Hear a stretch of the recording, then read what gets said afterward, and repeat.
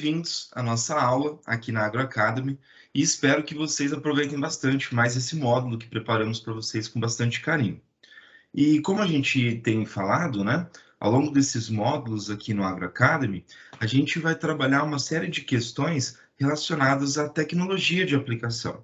Então, para que a gente possa ir aprofundando esse nosso conhecimento, né, em tecnologia de aplicação, a gente preparou hoje um módulo relacionado à introdução à tecnologia de aplicação, onde a gente vai poder ver um pouquinho mais sobre os principais conceitos e também para que a gente possa ter um pouquinho mais de conhecimento sobre importantes tópicos que vão impactar depois no momento das nossas aplicações no campo, tá ok?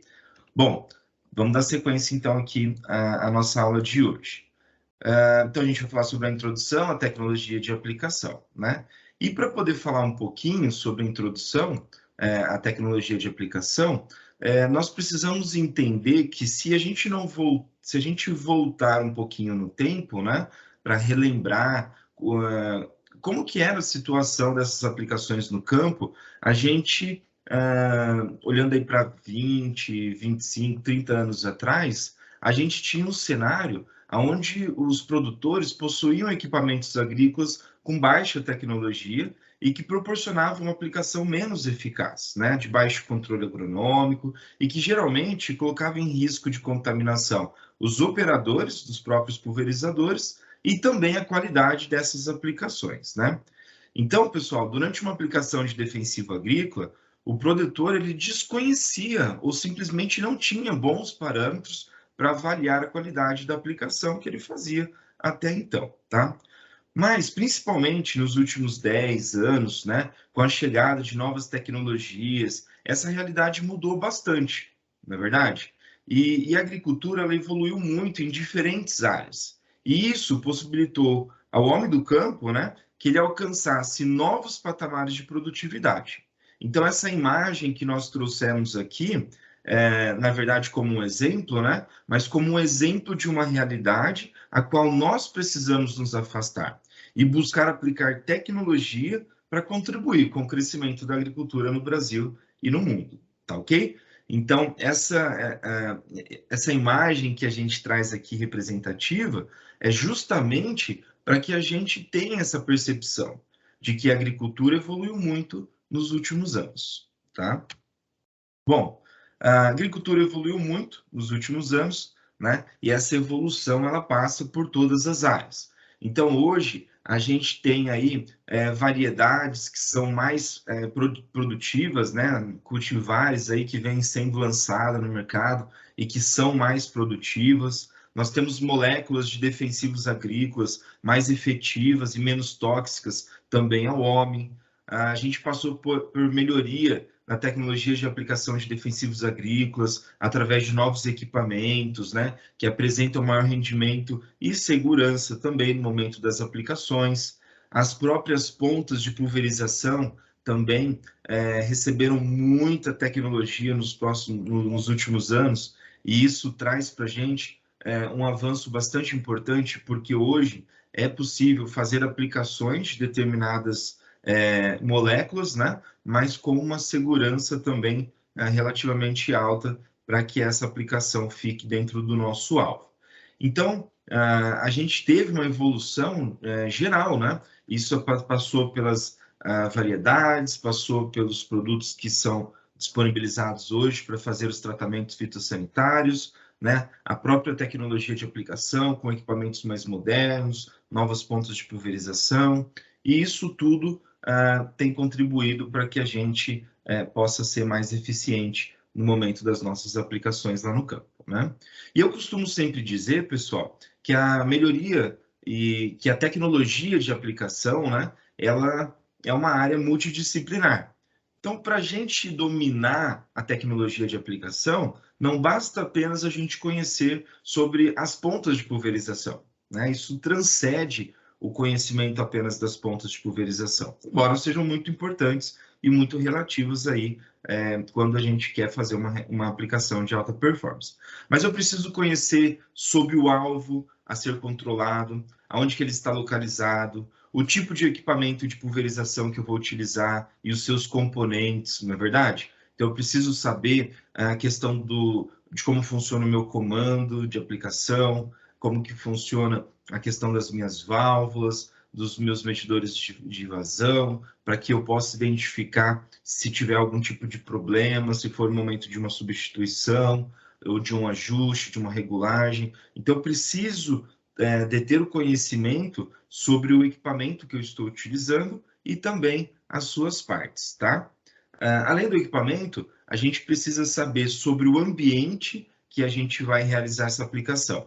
Então, eu preciso conhecer aonde que essa minha aplicação está acontecendo, né? Quais são as condições climáticas no momento que eu vou realizar essa aplicação, se eu estou próximo a rios, se eu estou próximo a áreas de outras culturas que são suscetíveis, se eu estou próximo a grandes centros, escolas. Então, eu preciso conhecer esse ambiente no qual a minha aplicação vai estar inserida, para que eu possa manejar a tecnologia de forma mais adequada.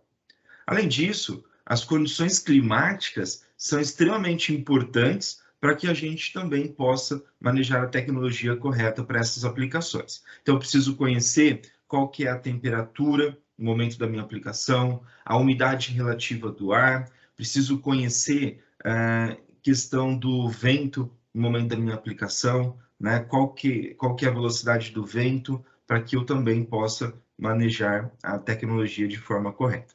E o momento dessa aplicação, não é verdade?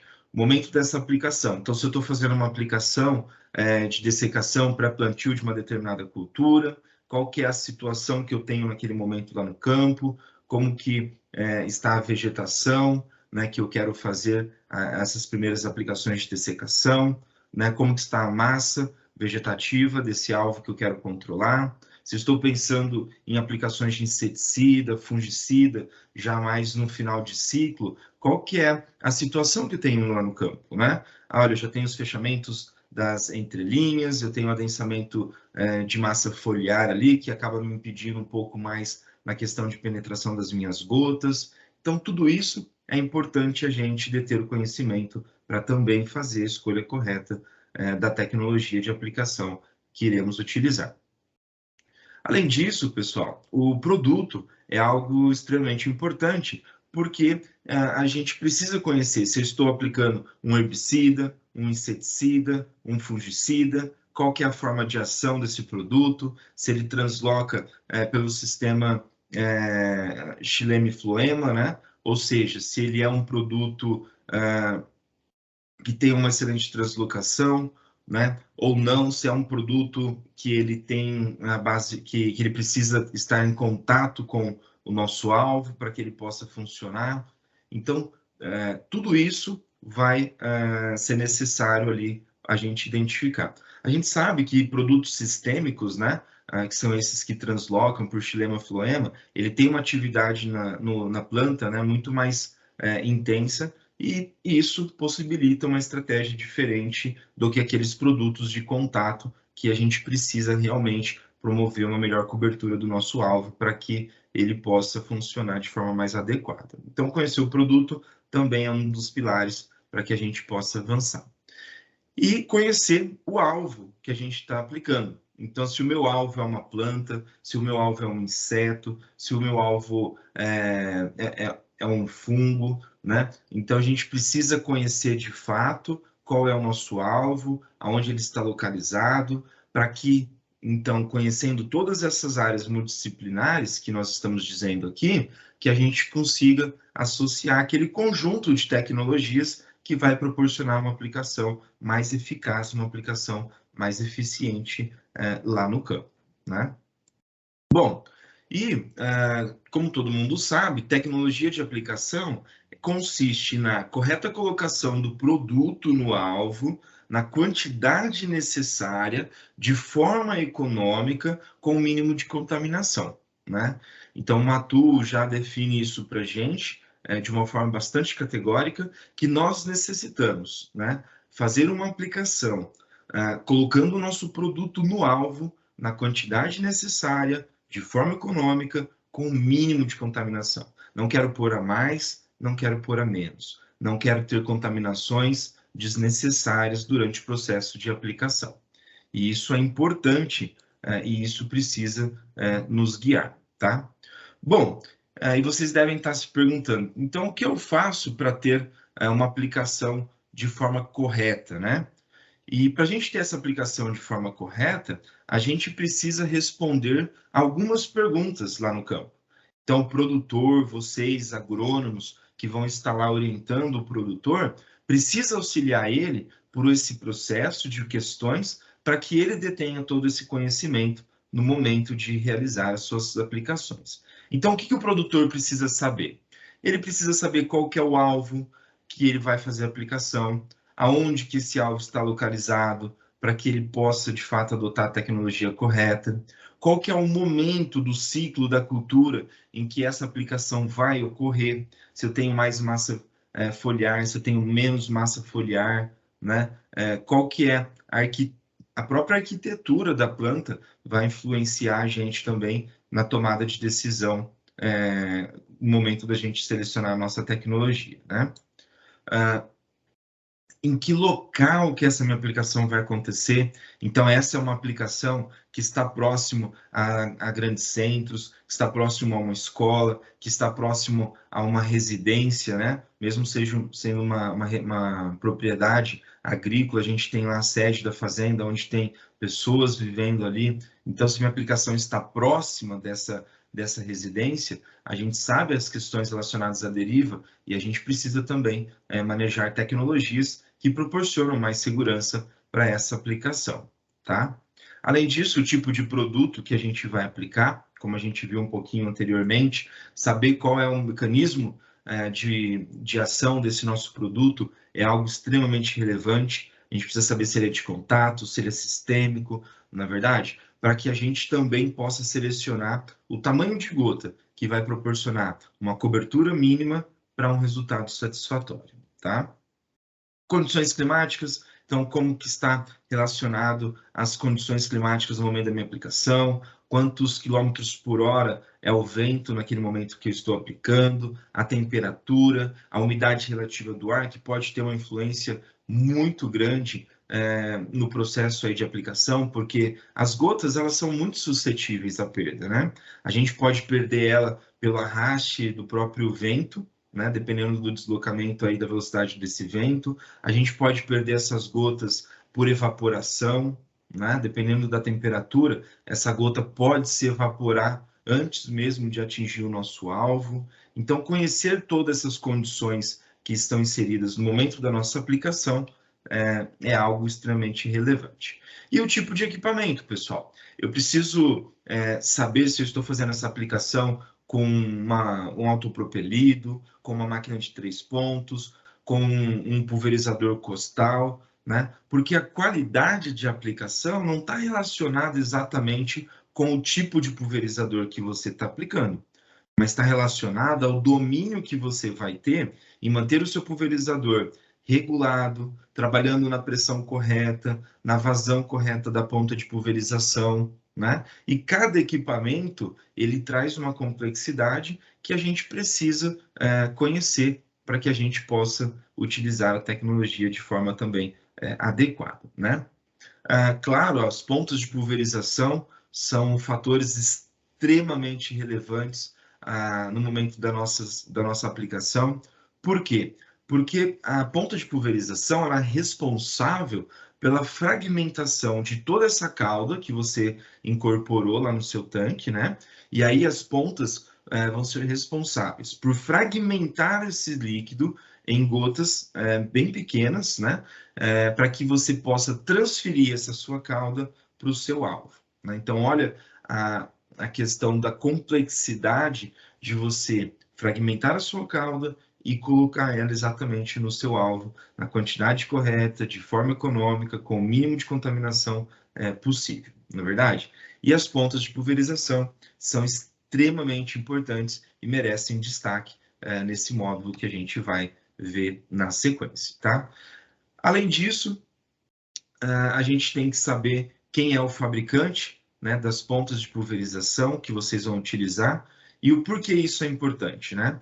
Para que vocês possam ter a confiança de ter uma ponta de pulverização que entrega, de fato, todas as características nominais necessárias a essa aplicação, para que você possa vencer junto todos esses desafios que a gente tem falado aqui com vocês, tá? E falando um pouquinho sobre o alvo, né, a gente precisa entender que a gente tem que ser mais específico. Ah, olha, o meu alvo é a planta. Tá, legal, mas apenas a planta? Vamos estratificar isso um pouquinho melhor para que a gente possa entender de fato aonde as minhas gotas devem ser depositadas durante o momento da minha aplicação? Tá? Então, veja, a gente precisa conhecer o tipo de alvo físico que irá receber essa aplicação e ter certeza, né, de que a praga que eu quero controlar ou o alvo biológico, né, no caso uma planta daninha, inseto ou fungo, ele irá receber a quantidade de produto necessária para ser controlado, né, para que a gente possa realizar a escolha do produto e da tecnologia de aplicação mais adequada para o controle do nosso alvo. Então, se eu estou olhando aqui o nosso alvo é uma planta, né? Mas que parte da planta? Então, eu estou querendo aplicar nas flores, no fruto, nos ramos. Ah, poxa, o meu alvo são as folhas. Fantástico.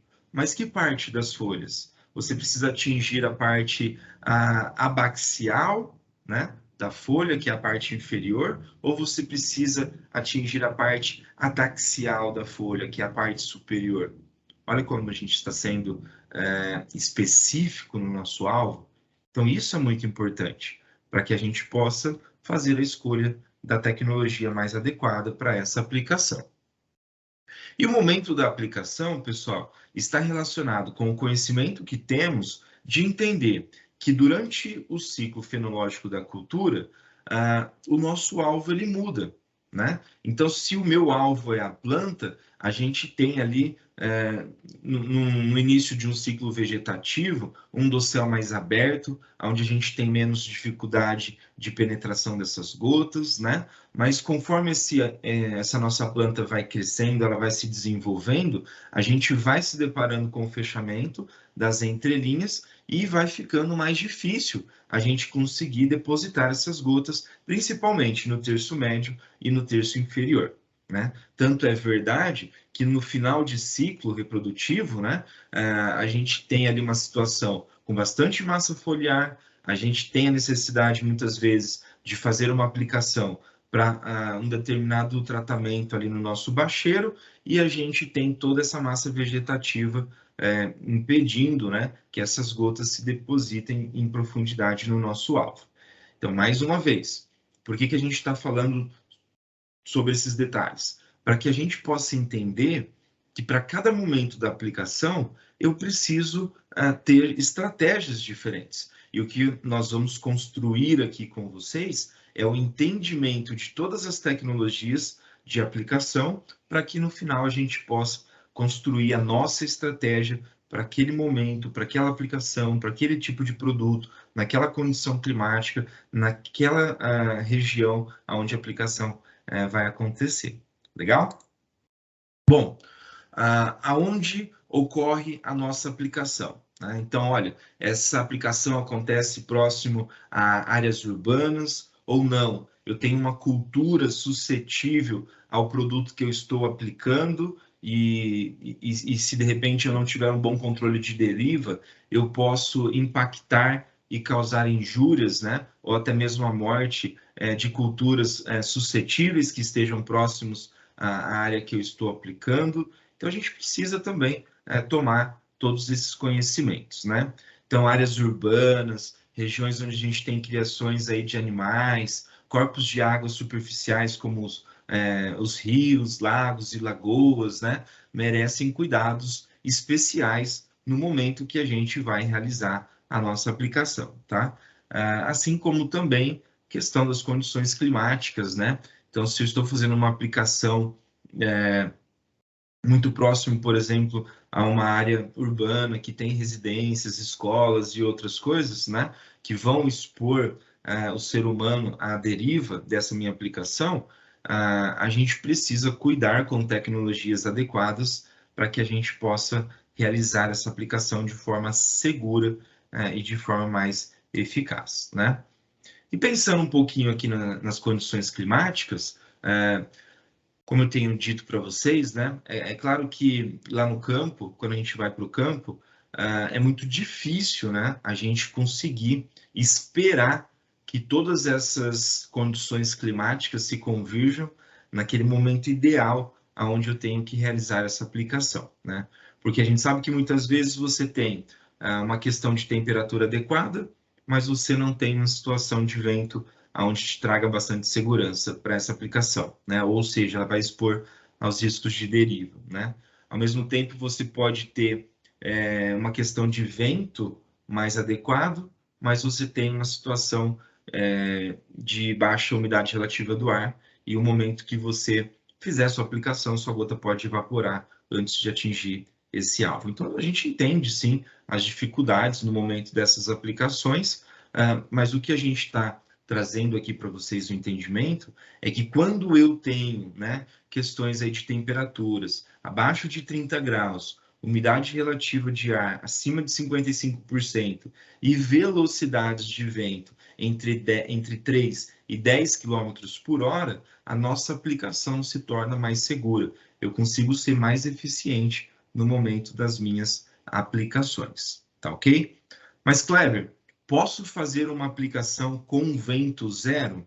Né? Isso daí a gente faz bastante treinamento e sempre vem essa pergunta. Então, você está falando, ó, de 3 a 10 km por hora, eu tenho vento lá zero, eu posso fazer uma aplicação nessa condição? Tá? Então, a recomendação, pessoal, é que com vento zero, essas aplicações não ocorram, porque vento zero pode ser também um grande indicador de que naquele momento está ocorrendo uma inversão térmica e pode ser que as suas gotas não tenham um potencial de penetrar no dossel da sua cultura. Pode ficar em suspensão e aí, com qualquer deslocamento de vento que ocorra na sequência, você tem ali também o deslocamento dessa pulverização para uma área adjacente, né? Além do que, ventos entre 3 e 10 km por hora são essenciais para que o movimento da cultura, né, favoreça também a deposição dessas gotas por todo o dossel, inclusive no terço médio e no terço inferior. Então, é importante a gente conhecer bastante sobre esses itens que a gente tem falado aqui para vocês, tá? Além disso, pessoal, o tipo de produto que a gente vai utilizar está relacionado com a forma que ele transloca na planta. Então, veja só, as diferentes classes de produtos, né, como fungicidas, inseticidas e também os herbicidas, em função das propriedades de translocação dentro da planta, eles vão determinar qual que deverá ser a cobertura mínima que deve ocorrer no momento da nossa aplicação, para que o alvo seja controlado de forma efetiva, né?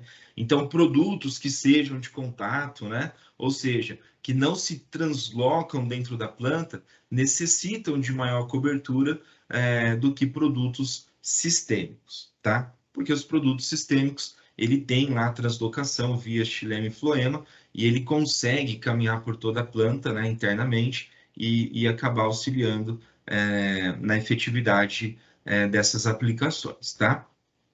Agora, um ponto que nos treinamentos também sempre nos questionam, né?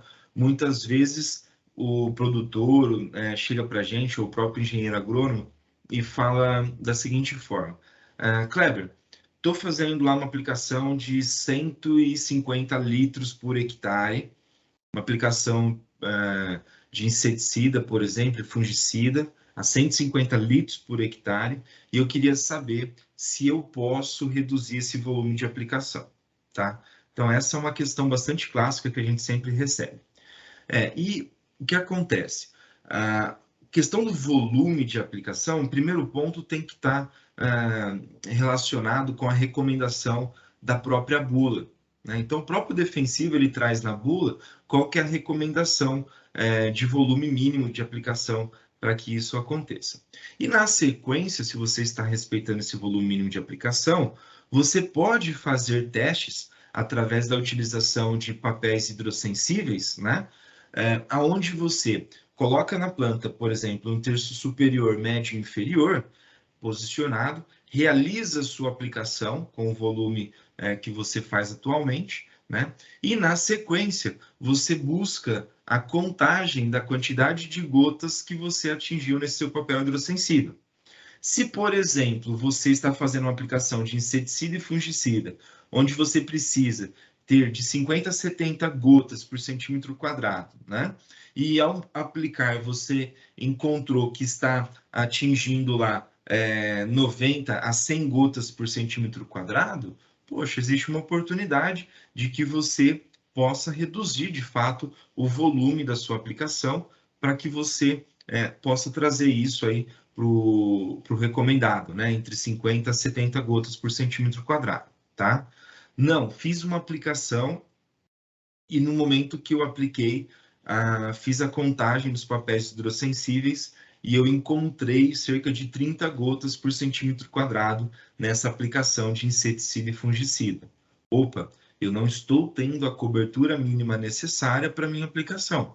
Então, eu preciso vir aqui e aumentar o meu volume de aplicação para que eu possa, de fato, ter essa cobertura mínima no momento que eu realizar as aplicações. Então, é uma forma bastante interessante da gente ir a campo e avaliar, né, de fato, o resultado que a gente está atingindo no momento das aplicações. Legal, pessoal? Isso é bastante importante e vocês, como engenheiro agrônomos, né, certamente irão se deparar com essa questão. Posso reduzir meu volume? Tenho que aumentar meu volume? Né? Então, sempre se atente à recomendação da bula, do defensivo que você está utilizando e verifique, né, se você está atingindo a cobertura mínima necessária ou se você também está, né, produzindo uma cobertura desnecessária para essa sua aplicação, né? Muitas vezes a gente faz uma avaliação dessa e às vezes você pode estar aplicando com um volume tão alto que você vai lavar esse papel hidrossensível e isso vai até gerar um escorrimento, né, dessas gotas na planta. Então, o uso do papel hidrossensível para você ajustar volumes, seguindo a recomendação também do fabricante do defensivo, certamente é uma estratégia fabulosa para a gente aumentar a eficiência das aplicações, né? E essas aplicações, pessoal, elas vão acontecer, né, através de um equipamento que nós vamos utilizar, né, para que essas aplicações aconteçam. Então, cada fabricante, ele apresenta vários modelos de pulverizadores, no qual esses pulverizadores apresentam diferentes configurações, né? E, de modo geral, a gente deve ajustar esses pulverizadores através de uma calibração, através de aferições, né? Para que a gente também possa ter uma aplicação adequada. Então, eu vou falar um pouquinho para vocês aqui, bem rapidamente, como que funciona a estrutura dos principais pulverizadores que vocês encontrarão no campo, né? Então, a gente tem lá os pulverizadores costais, os pulverizadores de 3 pontos, os pulverizadores de arrasto e também os pulverizadores autopropelidos, tá ok?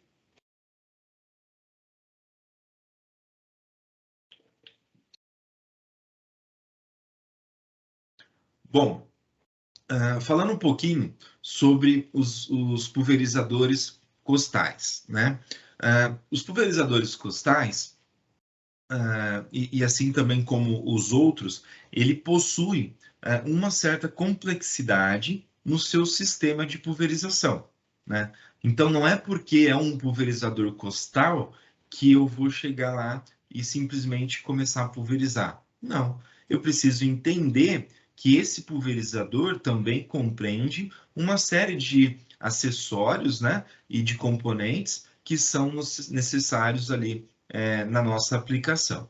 E, dependendo do nosso pulverizador, né, para os pulverizadores de arrasto, os pulverizadores autopropelidos, a gente vai aumentando essa complexidade desse sistema, né? Então, quanto maior for o meu pulverizador, mais componentes eu tenho, mais acessórios eu tenho ali para eu poder cuidar dessas nossas aplicações, tá? O pulverizador costal, então, basicamente, ele é composto por reservatório em formato mochila, tá? Ele possui mangueiras, lança de pulverização, os acionadores, né, que hoje pode ser tanto manuais como também sistemas elétricos, tá? Então, hoje a gente já tem aí pulverizadores costais, onde você não precisa mais fazer o movimento de alavanca para pressurizar essa câmara, né? E isso contribui muito ali com o aplicador no momento que essas aplicações acontecem. A gente tem o filtro do reservatório, que é importante para que você, no momento de fazer a incorporação, né, dessa sua cauda nesse reservatório, que você possa retirar as impurezas maiores ali, né, e não deixar isso cair lá no seu reservatório. Você tem os filtros de pontas de pulverização, né, que também fazem importância aí na filtragem para que evite o entupimento e o desgaste prematuro das pontas de pulverização, né? Esses equipamentos são equipados também com pontas de pulverização e mais alguns acessórios ali que acabam compondo esse nosso equipamento. Pessoal, e uma coisa que eu sempre digo, tá? A qualidade da aplicação não está relacionado com a capacidade operacional do pulverizador. Por quê? Porque eu posso ter um costal, né, e ser extremamente técnico e fazer uma aplicação também de alta performance, tá? O meu rendimento operacional vai ser menor? Com certeza, vai ser menor, mas não significa que você vai ter uma aplicação de baixa qualidade. Então, a gente precisa desmistificar essa percepção de que apenas com grandes equipamentos, autopropelidos, né, é que a gente vai ter uma aplicação eficaz. Não. É claro que quanto mais tecnologia, né, embargada, melhor é o uso desse equipamento e isso pode refletir em maior qualidade das aplicações. Mas todos os pulverizadores, se bem ajustados, se bem calibrados, se definidos com as pontas de pulverização correta, na pressão correta, né, vão ter capacidade de fragmentar essa nossa cauda em gotas e proporcionar essa nossa aplicação de alta qualidade, tá? As máquinas de 3 pontos ou montadas são equipamentos, né, que são acoplados ao sistema hidráulico e também ao eixo cardan do trator. Normalmente, esses equipamentos, né, são menores, então eles estão presentes aí no campo com barras de 12 a 18 metros de largura, trabalham em geral aí a 8 km por hora e em geral possuem capacidade de tanque entre 400 e 800 litros, tá ok? Também um equipamento que tem uma simplicidade relativa, né, mas que deve ser sempre mantido, né, inspecionado, com a calibração feita corretamente, né, para que você também possa fazer uma aplicação adequada, né? Os equipamentos de arrasto são aqueles que são acoplados ao eixo cardan do trator e são acoplados ali através do sistema de arrasto, né? Normalmente já possuem barras um pouco maiores em relação às máquinas de 3 pontos, tá? Então são equipados com barras que variam de 14 a 30 metros de largura. Eles operam em velocidade média de 10 km por hora e já encontram-se aí com capacidade de tanque que vai variar aí de 1.000 a 3.000 litros como capacidade. Então a gente começa a ter aqui um pouco mais de rendimento operacional, né? Maior capacidade operacional quando a gente vai indo para esses equipamentos aí de arrasto, né? E temos também os autopropelidos, né? Que apresentam aí grande capacidade de carga, um alto rendimento operacional e também já são construídos em um chassi e equipados com uma série de componentes, né? Então, os autopropelidos, eles possuem motor, cabine, tanques de capacidade que variam aí, né, até de 2.000 a 5.000 litros, eles conseguem transportar isso. Barras, a gente encontra autopropelidos variando aí de 20 a 50 metros, tá, de largura de barra, e um circuito de pulverização mais complexo, que já possui aí sistemas de bomba, componentes, barras, pontas, válvulas, né, comandos, e uma infinidade de outros itens que são extremamente relevantes aí para a aplicação, tá? E falando um pouquinho, pessoal, da importância dos componentes de um pulverizador no momento dessa aplicação, é preciso a gente entender que um circuito de pulverização, ele possui diversos componentes, né? Como bicos para lavagem de tanque, bicos para mistura da calda no tanque, válvulas com fechamento manual ou elétrico, válvula de alívio de pressão, válvula elétrica de regulagem, fluxômetro, sensor de pressão, filtros, pontas de pulverização, capas para fixar essas pontas lá na nossa barra, né? As próprias vedações também das pontas, ou seja, a gente vai tendo uma certa complexidade nesses circuitos, né? E cada um desses componentes do circuito, eles devem ser conhecidos, então a gente precisa entender a função de cada um desses componentes, tá? E estar em ótimas condições de funcionamento para promoverem uma aplicação de alta performance no momento das aplicações. As pontas de pulverização, né, claro, merecem todo o destaque, né, dentro desses componentes, por serem responsáveis pela produção e pela distribuição dessas gotas com defensivo agrícola, né, a ser aplicado lá na nossa pulverização. Tá? Então, mas a gente precisa conhecer a fundo todos esses itens que estão ali no nosso pulverizador. Porque se eu tiver ali uma vedação inadequada, eu vou ter um vazamento, esse vazamento vai ter uma contaminação no meu solo, vai ter produto sendo desperdiçado, né? A gente vai ter prejuízo ambiental e financeiro, então a gente precisa sim de ter todo o conhecimento sobre o nosso circuito de aplicação também, tá? Sobre o meu circuito de pulverização, né? E as pontas de pulverização, como bem comentei aqui com vocês, merecem todo um destaque. Por quê? Porque hoje, dentro de um portfólio, né, dos fabricantes, né, a gente tem pontas que têm características ímpar. Então, pontas que são capazes de produzir gotas mais finas, pontas que são capazes de produzir gotas médias, outras que são capazes de produzir gotas grossas, extremamente grossas e ultra grossas, o percentual de gotas deriváveis que cada ponta produz é algo também distinto entre elas, né? A própria engenharia da ponta, com seus ângulos de abertura, ângulos de ataque, a forma de se cruzarem esses jatos, né, numa aplicação em área total. Então, tudo isso vai impactar também na qualidade da nossa aplicação.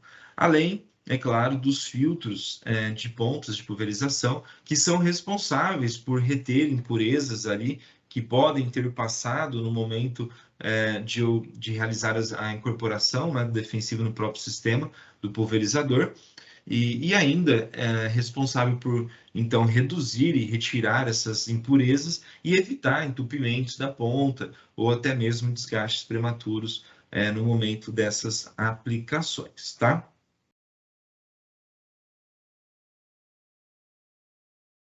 E agora, pessoal, a gente vai ver um pouquinho mais a fundo alguns itens que são importantes que a gente domine esse conhecimento para entender qual o impacto disso, né, se não estiver adequado no momento das aplicações. Então, o primeiro item que eu gostaria de chamar a atenção aqui para vocês é a questão do espaçamento entre pontas de pulverização e também a relação entre a altura da barra, tá? Então, esse exemplo aqui, a gente tem aqui um exemplo do que é correto, né, do que deve ser feito, e a gente percebe que a relação para uma ponta de leque plano que tenha 110 graus, tá, de abertura de jato, deve estar, se eu tenho um espaçamento de 50 centímetros entre os meus bicos, ok? Eu preciso manter uma altura mínima de 50 centímetros do alvo. Então, a minha barra tem que ter uma altura mínima de 50 centímetros para que eu possa proporcionar o cruzamento correto dos meus jatos e na altura de 50%, tá? Então, aqui, ó, logo na metade dessa altura, que eu tenha o cruzamento dos meus jatos para que então eu possa ter uma aplicação uniforme ao longo de toda a área tratada. Se eu não obter esse cruzamento adequado dos jatos, o nosso coeficiente de variação vai ser prejudicado e a nossa aplicação não vai ficar adequada. Então, veja só que interessante, na situação onde eu tenho espaçamento entre bicos inadequado, né? Mantendo uma altura relacionada apenas a um espaçamento entre os meus jatos, né? Então, a gente tem aqui, ó, X e X, Y e Z. Então, eu não estou respeitando o espaçamento entre bicos, tentei aqui posicionar uma altura de X, e o que eu tive é justamente um coeficiente de variação pobre. Por quê? Porque eu não consegui fazer o cruzamento adequado dos meus jatos. Um outro ponto também extremamente importante é quando você trabalha, né, a altura da barra abaixo do necessário, tá? E quando você faz isso, você pode ter ali o cruzamento inadequado dos jatos, aumentar o seu coeficiente de variação e dependendo, né, de quão próximo você vai chegar da sua cultura, você pode até ter aqui a falha dessa aplicação, o que ainda seria um caso mais grave por não conseguir proporcionar de fato a sua deposição uniforme ao longo de toda essa faixa aplicada. Então, pessoal, manter essa correlação, espaçamento entre bicos, altura de barra, né? Isso é uma relação trigonométrica que a gente precisa cuidar bastante, porque isso vai impactar na qualidade da nossa aplicação, tá? Além disso, pessoal, as pontas de pulverização, né, da TIJET, a gente sempre costuma falar isso, é muito importante, né? Elas são precisamente projetadas e fabricadas para realizarem uma aplicação com ótimo desempenho, né? Um baixo coeficiente de variação e também mantendo sempre uma excelente, né, repetibilidade da vazão nominal, da distribuição desse produto ao longo da faixa tratada, das aberturas dos ângulos, né? Porque essas características nominais da ponta são extremamente importantes para essa nossa aplicação. Se a gente fala que faz algo e não entrega lá na ponta, a gente compromete a qualidade dessas aplicações. E qualidade aqui dentro da TIJET é algo tão importante, que todos os nossos produtos são inspecionados, ensaiados, aprovados pelos institutos, né, do mundo todo. Então, a gente tem aí os principais laboratórios e institutos, como o JKI, na Alemanha, a gente tem o LERAP, no Reino Unido, o IRSTEA, na França, o DRD, na Holanda, e o próprio EPA, nos Estados Unidos, que constantemente, né, realizam testes para avaliar as características dos produtos que nós fazemos e entregamos para o mundo todo, tá? Além disso, todas as pontas da TIJET que nós emitimos, né, e enviamos para o campo, são 100% testadas uma a uma para que a gente possa ter, para que a gente possa assegurar de fato, né, as características nominais desta ponta para que você possa ter uma aplicação de alta performance. Ok? Bom, para você que ficou aqui com a gente até agora, nosso muito obrigado. Espero que vocês tenham gostado bastante dessa aula e espero vocês nos próximos módulos, onde a gente vai avançar um pouco mais em outros conteúdos relacionados a tecnologia de aplicação. Nosso muito obrigado e nos vemos em breve. Até mais.